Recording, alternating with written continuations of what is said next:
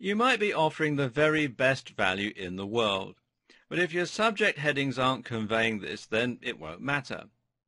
Without the right subject heading, no one will open your emails, and what's more, they'll just likely end up in the spam box. Did you know that 1/3 of customers will open emails or delete them based on the subject heading alone? As you can see then, this is a pretty important area to consider. If you don't do this, then people will never even get the chance to open your emails. To do this, you need to understand how spam filters work, and basically this is in a manner similar to Google. Spam filters have scripts that will sift through the content in each new email looking for keywords. When they find a keyword that is associated with being a spam message, it will then get sent to the spam folder. Now, what are these keywords? Well, they're different for every email client, so you're not going to be able to find a complete list anywhere, but some common ones include download, store, shop, money back, gambling, Viagra, handbags, and so on. The list just goes on and on. So take a look through your own spam box and try to see what kind of content is in there. Look for words that occur regularly and avoid them. Additionally, spam filters go beyond this and will look at a wide range of factors to decide whether the content is valuable or not. Again, this works very similarly to Google. For example, spam filters look at the ratio of images to text. If this is too high or too low, that will be flagged up. Likewise, the length of the content is also taken into account. If you have too many words, then this will be considered a warning sign, but the same also goes for very short emails. Designing high-quality content will help you to automatically sidestep many of these problems. If you're delivering great quality information that people want to read, then the spam filter will have no reason to block you. And the more advanced the spam filter becomes, the less likely you'll be to get blocked. This is the best strategy because it's future-proof. And the same goes for SEO too. Keep delivering great content for your website and you'll find that Google will want to help people to find you. The more Google develops their algorithm, the better your chance of being found.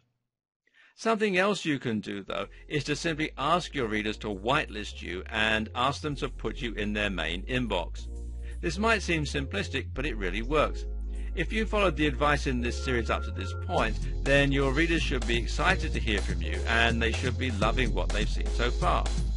If you then ask them to make sure they get to see your emails, well, why wouldn't they? And this will help you to develop a good reputation among spam filters. That's right, you can actually develop a sender reputation over time that might get considered by spam filters across the board. Another important reason to play by the rules.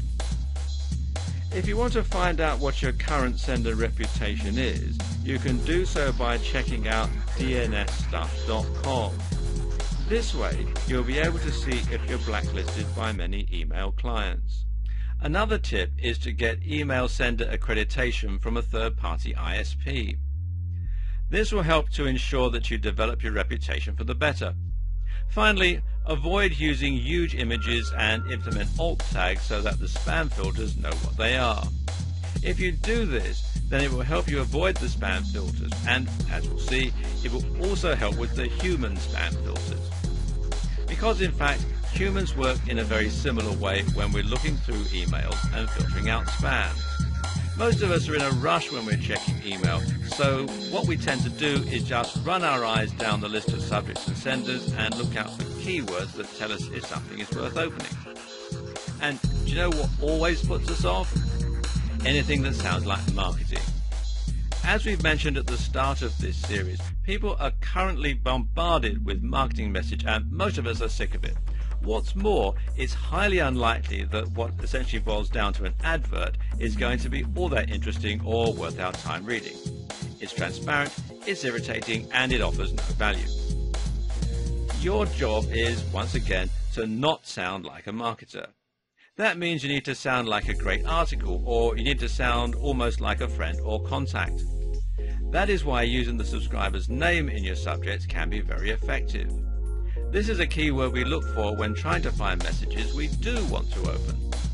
Similarly, using RE, which means regarding, at the start of your email can make it look like part of an email thread, which gets more clicks. Another good strategy is to ask a question or to invite a comment. By seeming more conversational like this, you can set yourself apart from all the marketing talk. And what's more, people absolutely love giving their opinion and feeling important. Ask for feedback. Ask if people will be interested in helping. Just make sure that you aren't tricking your audience. Always ensure that the content inside the email reflects the subject heading. Meanwhile, you also want to display the value in your subject, and you want to make sure that your emails sound interesting. Better yet, try to leverage some of the curiosity of your audience.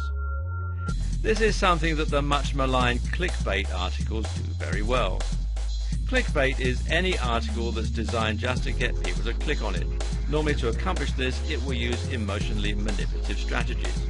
These are the articles on Facebook with titles like, "You'll never guess what this terrible mother does to her kid next," or "Amazing superfood that's more powerful than steroids, but should it be illegal?" These articles get us to click because they use titles that stand out and make us highly curious. If we leave the page without clicking on them, we're left wondering what they could possibly have been about. But while these topics might be very effective at getting clicks, they're also terrible for building trust and authority.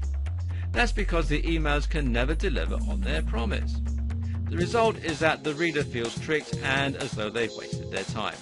Your job then is to use titles that are just as eye-grabbing and interesting, but actually have something meaty to write about.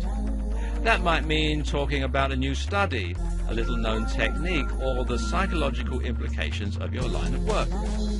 If you use the advice we discussed earlier on in writing high-quality content, then this should come easily. At the same time, though, remember that most email clients only show 50 characters for their subject line. That means you can't make your subject too long, or it will get clipped and no one will see the whole thing.